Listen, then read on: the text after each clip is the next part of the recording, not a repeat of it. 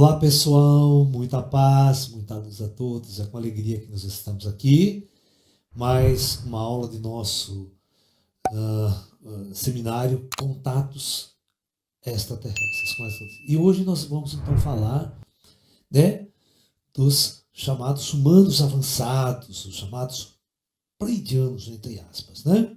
Bom, então a primeira coisa que eu vou discutir é quando se fala de contato com humanos avançados, né,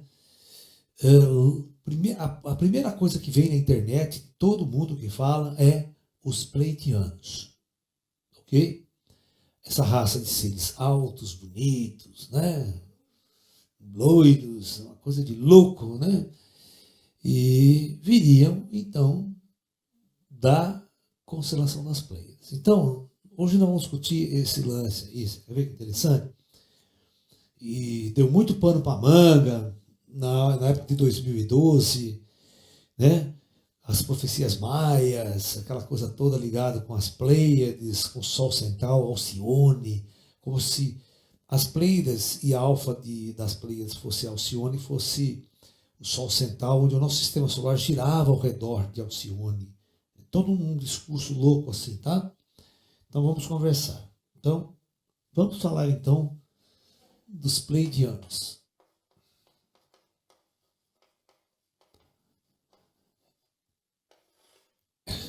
Inclusive, o próprio Divaldo, numa das palestras, ele fala, né, de transmigração de espíritos pleidianos encarnando na Terra.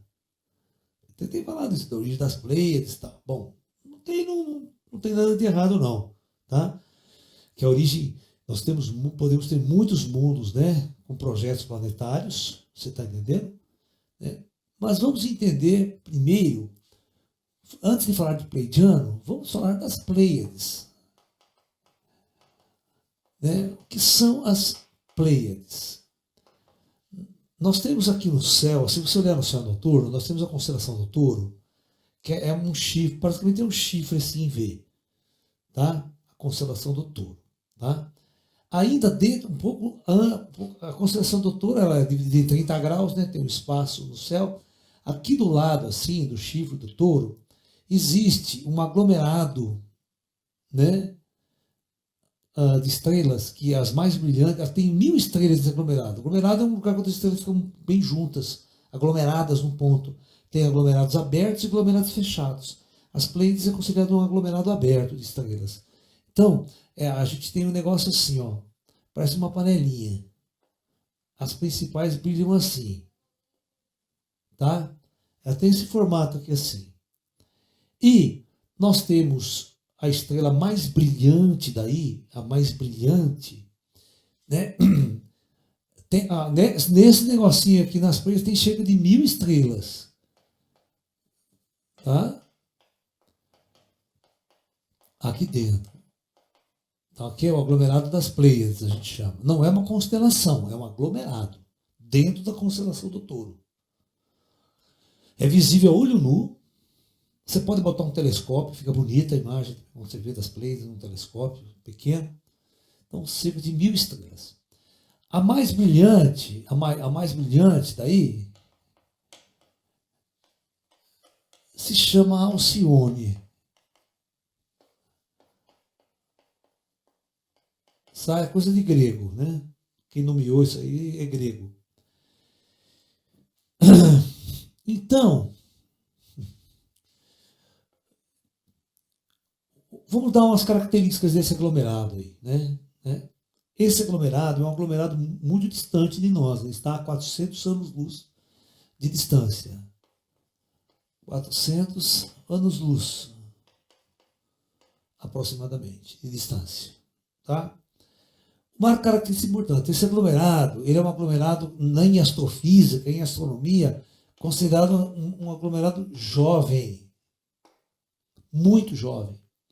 A idade das estrelas desse aglomerado, na classe espectral, quando você analisa a evolução estelar, essas são estrelas que estão em 100 milhões de anos de idade.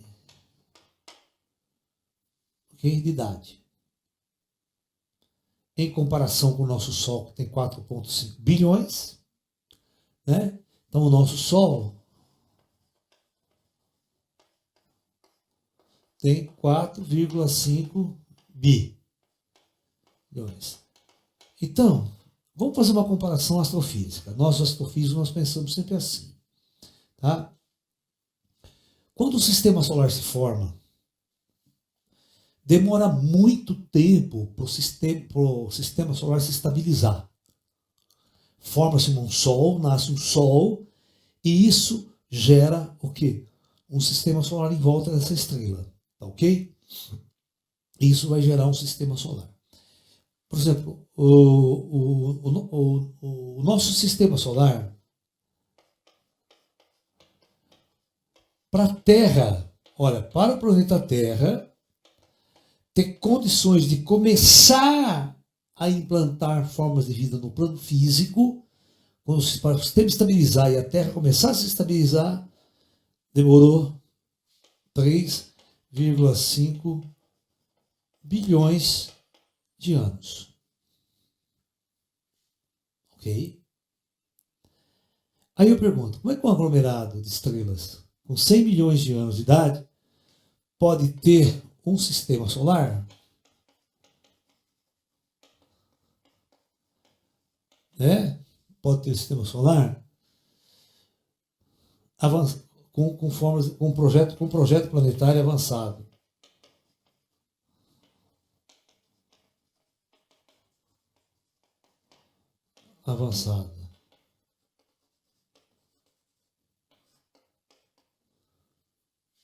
Porque ele é muito jovem. As estrelas, elas são meio variáveis, elas não são muito estáveis. Né? Então, há esses questionamentos quanto à verdadeira origem. Vocês se lembram na aula de ontem, a discussão com os arcturianos? Vocês não vêm de Arcturus, né? É uma gigante vermelha, certo? Não teria, é uma estrela velha, uma estrela que está todo mundo morrendo, ninguém sabe. Se teve sistema solar, pode ter, mas há bilhões de anos atrás. Então, essas incoerências aqui, astrofísicas, junto com as chamadas canalizações de médios e sensitivos de extraterrestres, deixa muito a duvidar. As coisas não casam muito legal, sabe? Então, isso nos é muito estranho. Nos é muito estranho. Né? É como muitos sensitivos, né, na década de 60, 50, 60, falavam que Marte era totalmente habitado por uma civilização avançada e tudo mais, inteligente, aquela coisa toda. Pô, quando a gente chegou lá com a sonda e pousou, é um deserto só, não tem vida há bilhões de anos, Marte. Né? Então, a gente fica sempre com o pé à frente ou com o pé atrás quando você vai estudar isso aí. Eu estou aqui para a gente colocar os pingos nos is, como a gente fala, e de botar em discussão essas questões e pensar no ET de uma forma muito mais avançada que nós estamos pensando aqui.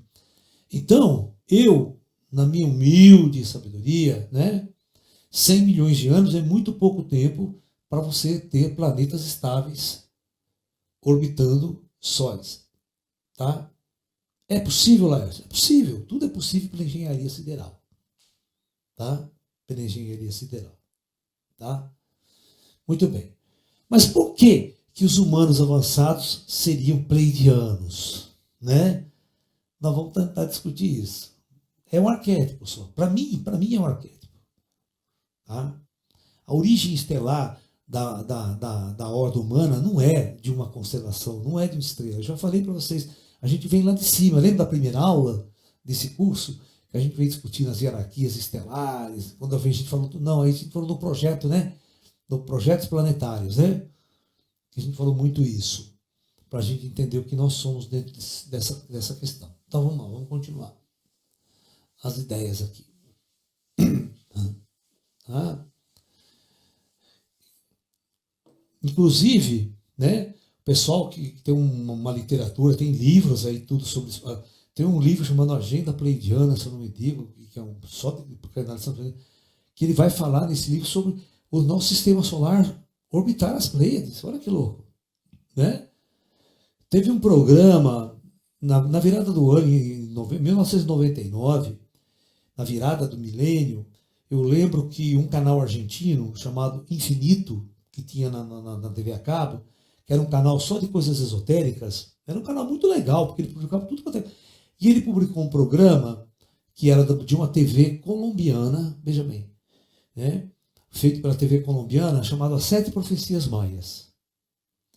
E nesse documentário das Sete Profecias Maias, são 7 programas, um programa para cada profecia, ele vai lá mostrar exatamente isso. Está lá o Sol central de Alcione, tá? E o nosso sistema solar, fazendo uma órbita ao redor das Pleiades, levando a Terra e todos os planetas. Inclusive ele coloca lá, né? Uma coisa assim, o núcleo da galáxia, estando aqui, por exemplo, né? O núcleo da galáxia. O núcleo da galáxia ele chamava do grande Sol central. Então, quando a Terra fazia esse movimento ao redor de Alcione, ele disse assim, quando a Terra entrava nesse setor aqui, daqui para cá, ó, o Sol nosso entrava, ele chamava de noite galáctica. Porque a gente estava no outro lado, noite galáctica. E quando a gente estava aqui, nós estávamos no amanhecer galáctico. E nós, em 2012, estaríamos entrando na manhã galáctica, saindo da noite e entrando na manhã galáctica. Essa é a explicação do programa, hein? Portanto, aqui começaria a nova era, uma grande realizações, que é o final da profecia maia. Tal. E os maias tinham previsto essa órbita, e essa órbita demorava 25.620 anos. Que é uma contagem longa de tempo que existe mesmo no calendário maia. O maia tem essa contagem longa de tempo. Os caras não sabiam, então eles associaram essa questão aqui. Então, isso, nossa, eles passaram vídeos, né, animações, tudo isso que eu estou falando aqui. Gente, quem não entende porra nenhuma de astronomia engoliu essa merda. Certo? Só que isso não tem nenhuma realidade astrofísica. Isso é furadíssimo. Né?